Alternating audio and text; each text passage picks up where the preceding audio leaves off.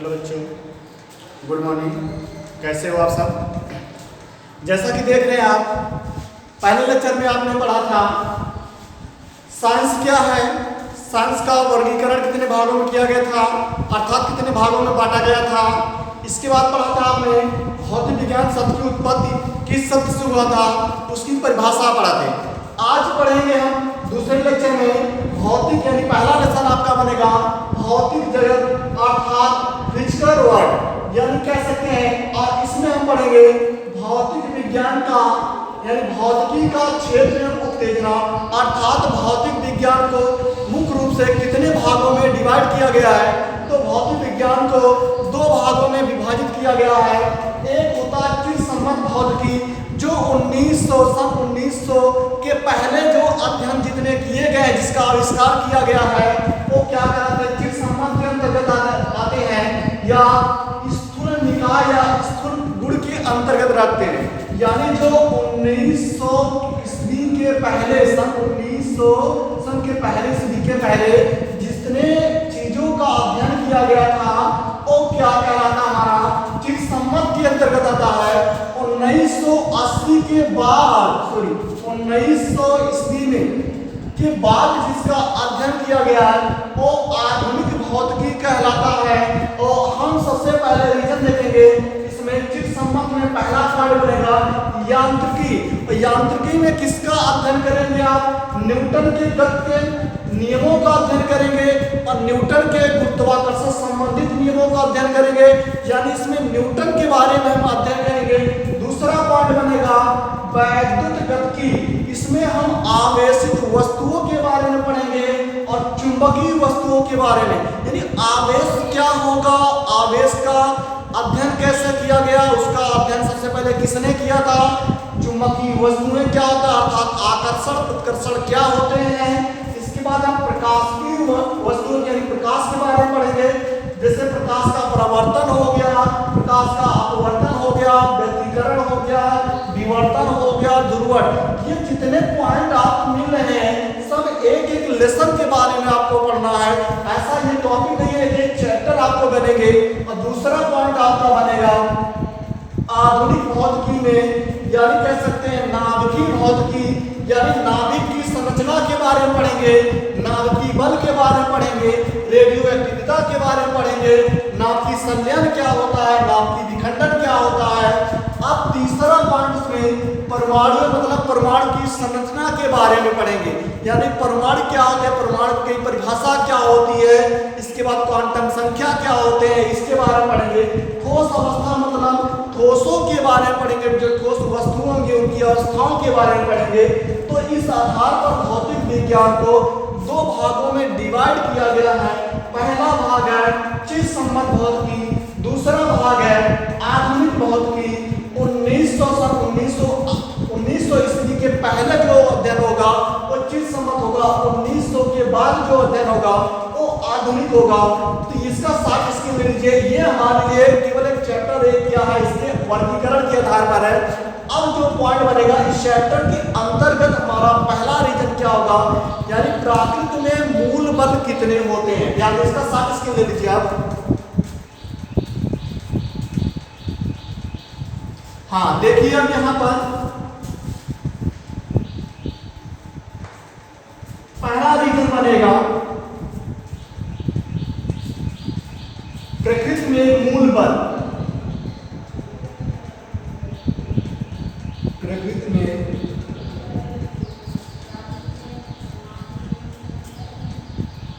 मूल बल, अर्थात जो मिलेगा बल की परिभाषा क्या होगी, यानी बल कहते किसे हैं। पहला रीजन आपको क्या बनेगा, यही बनेगा बल है क्या चीज, बल कहते किसे हैं। तो हमारा रीजन मिलेगा, कहेंगे बल वह बाह्य कारक है, बल वह बाह्य कारक है जिसके द्वारा किसी वस्तु की स्थिति में परिवर्तन कर दिया जाए या परिवर्तन करने का प्रयास किया जाए, वो क्या कहलाता है, बल कहलाता। अगर कोई वस्तु क्या है, सोचो ये वस्तु यहाँ पर क्या रुकी हुई है, तो इस पर बल लगाकर इसकी स्थिति में हम क्या करते हैं, परिवर्तन कर दें, अर्थात रुकी हुई वस्तु को गति करने का प्रयास करें, या गतिशील वस्तुओं को रोकने का प्रयास करे या उसके आकार में परिवर्तन करने का प्रयास करे, ये किसके द्वारा होगा? बल के द्वारा ही होगा। यानी बल की परिभाषा जो बनेगी, बल वह बाह्य कारक है जिसके द्वारा किसी वस्तु की विरामन अवस्था अथवा गति की अवस्था अथवा उसके आकार में परिवर्तन किया जा सकता है या परिवर्तन हो जाता है। इसके ये होगी हमारी क्या परिभाषा? तो परिभाषा होगा बल वह बाह्य कारक है, बल वह बाह्य कारक है, बल वह बाह्य कारक है जिसके द्वारा किसी वस्तु की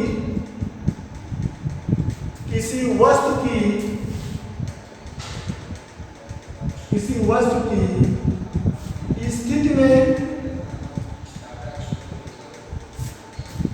यानी अगर यह क्या है विरामन या कहते हैं वस्तु की स्थिति में परिवर्तन कर दे या परिवर्तन करने का प्रयास करें, ये होगी हमारी परिभाषा। यानी बल वह बाह्य कारक है जिसके द्वारा किसी वस्तु के स्थिति में परिवर्तन कर दे या परिवर्तन करने का प्रयास करे, वो हमारा क्या कहलाता? बल कहलाता है। चाहे वो विरामन की अवस्था में हो या वो गति की अवस्था में। अगर विरामन की अवस्था में तो आप उसको गति की अवस्था में कोशिश करिए, अगर वो गति की अवस्था में उसको रोकने की कोशिश करिए तो ये किसके द्वारा होगा? बल के आकार में होगा, यानी बल की रीजन में होगा। अगर कोई वस्तु मान लीजिए, अगर छोटा सा ये आकार गुब्बारा है, ठीक है, गुब्बारा है, इसमें वायु भरी है, अब इसका आकार बड़ा है, अगर बल से इसको क्या करेगा? प्रेशर किया जाए अर्थात दबाया जाए तो इसके आकार में क्या हो जाएगी? कमी हो जाएगी। तो उसके आकार में क्या हुआ? परिवर्तन हुआ कि नहीं? तो ये हमारा क्या कहलाएगा? बल कहलाएगा। अगर आपको देखा जाए, अब आपसे पूछा जाएगा बल मुख्य रूप से कितने प्रकार के होते हैं? बल के मुख्य रूप से कितने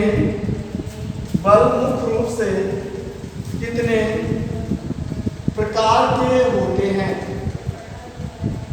बल तो वैसे जो पहला मिलता है संतुलित बल होता है, असंतुलित बल होता है, लेकिन ये 9th में आप पढ़े जो आपके कोर्स में है तो सबसे पहला बल मिलेगा आपको गुरुत्वाकर्षण बल। सबसे पहला बल मिलेगा गुरुत्वाकर्षण बल।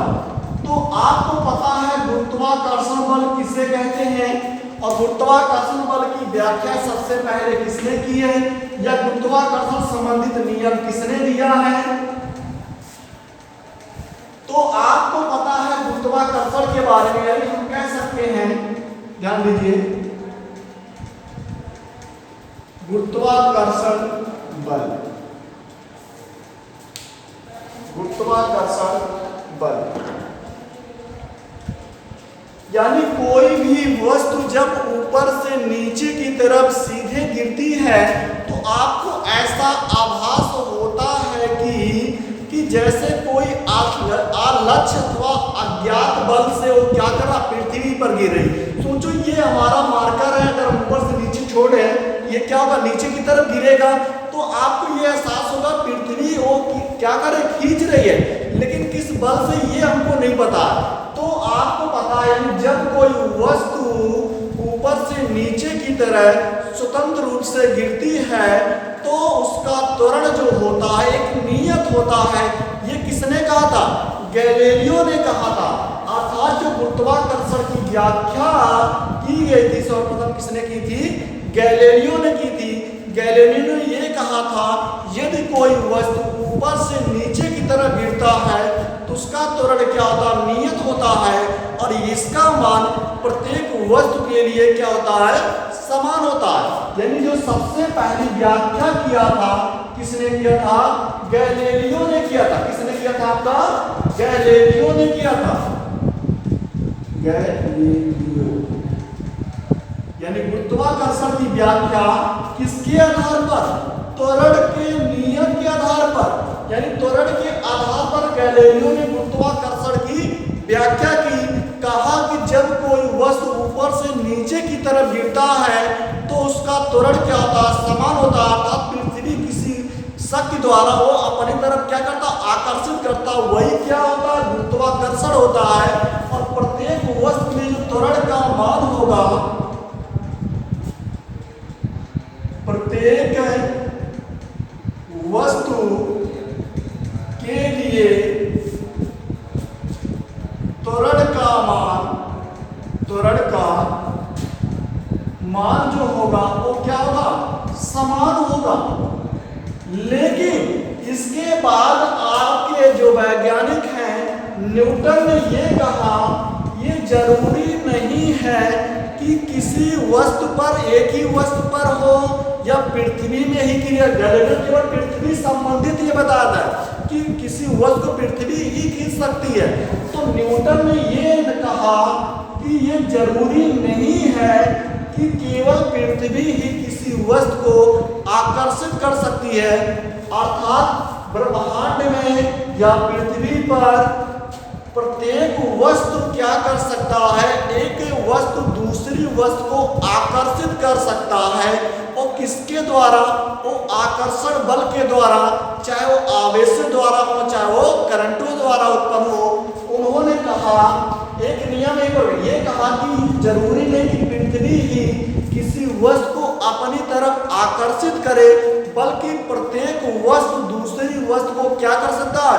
आकर्षित कर सकता है। और इस आधार पर न्यूटन ने गुरुत्वाकर्षण संबंधित नियम दिया। और नियम दिया, दो बिंदु लिया, एक बिंदु ये ले लिया, उसका नाम ए, दूसरा बिंदु ले लिया बी, द्रव्यमान मान लिया m1 और मान लिया क्या? m2। बीच की दूरी क्या मान लिया? r मान लिया। ध्यान दीजिए, सबसे पहले क्वेश्चन आपसे पूछा जाएगा गैलीलियो की व्याख्या त्वरण संबंधित की गुरुत्वाकर्षण की व्याख्या त्वरण संबंधित किसने किया था? गैलीलियो ने किया था। और किसने कहा था कि पृथ्वी ही नहीं बल्कि प्रत्येक वस्तु क्या दूसरी वस्तु को आकर्षित कर सकता है? वही क्या है? आकर्षण बल है। किसने कहा था? न्यूटन ने कहा था। और न्यूटन ने क्या किया था? गुरुत्वाकर्षण संबंधित नियम दिया। लेकिन इन दोनों से पहले लगभग 550 वर्ष पहले, 550 वर्ष पहले एक भास्कराचार्य नामक वैज्ञानिक ने क्या किया था? अपने पवित्र ग्रंथ है, प्रसिद्ध शिरोमणि में गुरुत्वाकर्षण की व्याख्या कर दिया था। यानी कितना वर्ष पहले? न्यूटन से लगभग 550 वर्ष पहले भास्कराचार्य नामक वैज्ञानिक ने, और भास्कराचार्य नामक वैज्ञानिक जो थे प्राचीनतम भारत के एक गणितज्ञ थे। जो भास्कराचार्य थे वो प्राचीन भारत के एक प्रसिद्ध क्या थे? गणितज्ञ थे। और उन्होंने अपने प्रसिद्ध बुक शिरोमणि नामक ग्रंथ में गुरुत्वाकर्षण संबंधित की व्याख्या किया था। कब किया था? लगभग आपका न्यूटन से 550 वर्ष पहले ये रीजन आपको क्या था? मिला था। अब इनमें कितने भाग थे? इनमें कुल 4 भाग थे। कितने भाग थे? 4 भाग थे। अब चारों भागों का नाम क्या था? पहला भाग था लीलावती,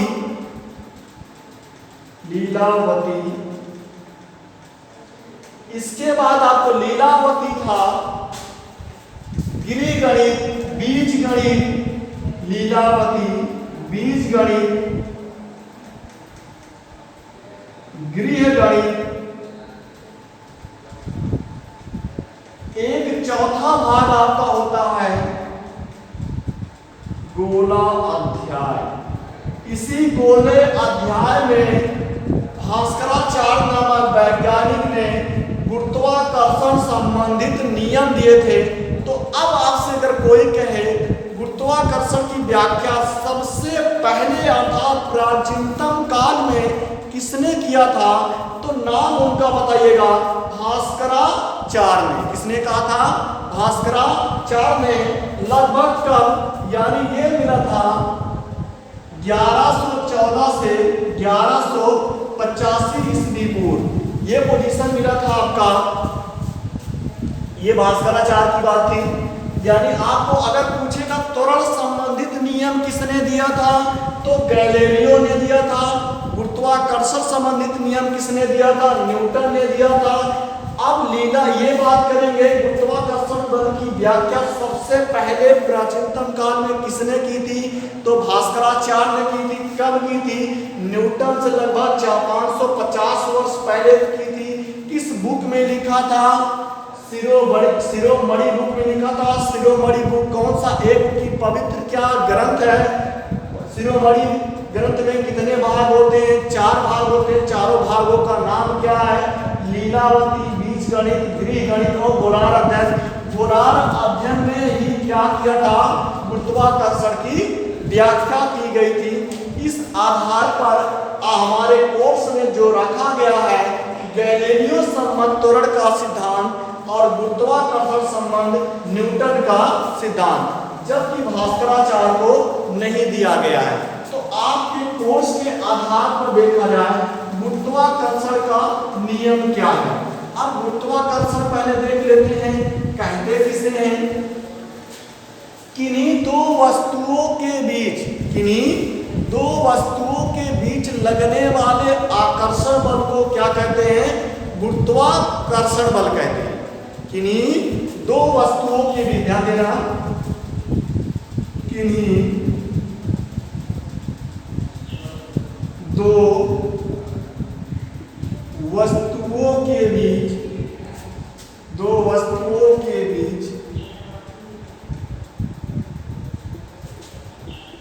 लगने वाले, किन्हीं दो वस्तुओं के बीच लगने वाले आकर्षण बल को ही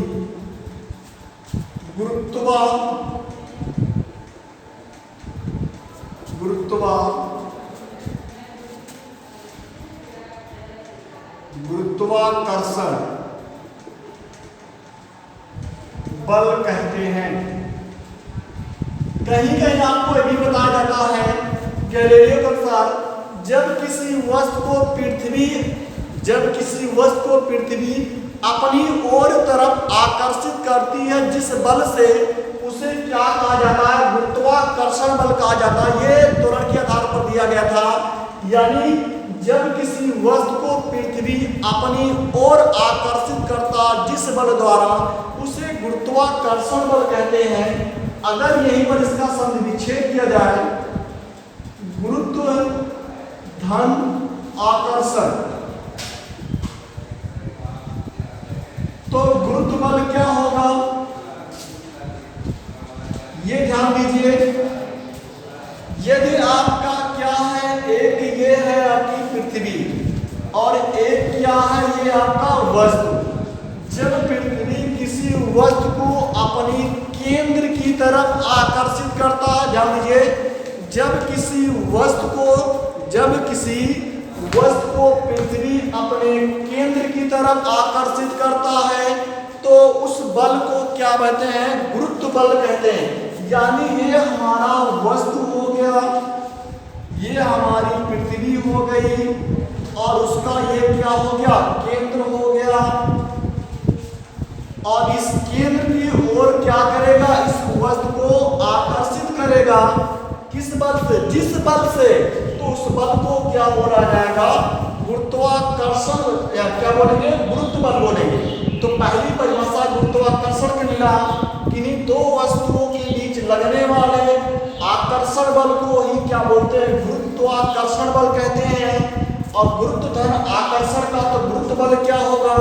जब पृथ्वी किसी वस्तु को अपने केंद्र की तरफ आकर्षित करेगा तब उस बल को क्या बोलेंगे? गुरुत्व बल बोलेंगे। अगर आपको अपनी ओर की बात करेंगे पृथ्वी की स्थिति तो उसे गुरुत्वाकर्षण की बात करते हैं। अब गुरुत्वाकर्षण बल की व्याख्या के आधार पर गुरुत्वाकर्षण बल के नियम, यानी अब मिलेगा गुरुत्वाकर्षण बल के नियम। अब गुरुत्वाकर्षण बल के नियम क्या है उसको देख लीजिए आप।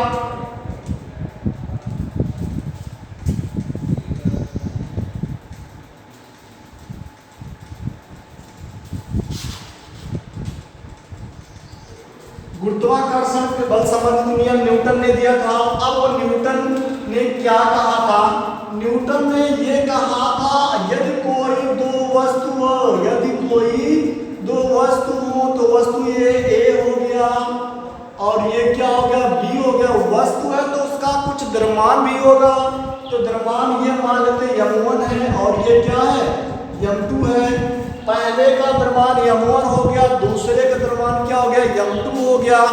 तो कुछ दूरी पर वो क्या है? रखे गए हैं। तो कुछ दूरी पर रखे हैं तो ये दूरी हम मान लेते हैं क्या हो जाए? r हो जाए। तो गुरुत्वाकर्षण संबंधित नियम न्यूटन ने ये कहा कि दो वस्तुओं के बीच क्या कहा? किन्हीं दो वस्तुओं के बीच, किन्हीं दो वस्तुओं के बीच, वस्तुओं के बीच लगने वाला आकर्षण बल, आकर्षण बल उन दोनों वस्तुओं के, उन दोनों वस्तुओं के द्रव्यमान के, द्रव्यमान के गुणनफल, द्रव्यमान के गुणनफल के समानुपाती, समानुपाती होता है तथा उनके बीच की दूरी के वर्ग के, बीच की दूरी के वर्ग के व्युत्क्रमानुपाती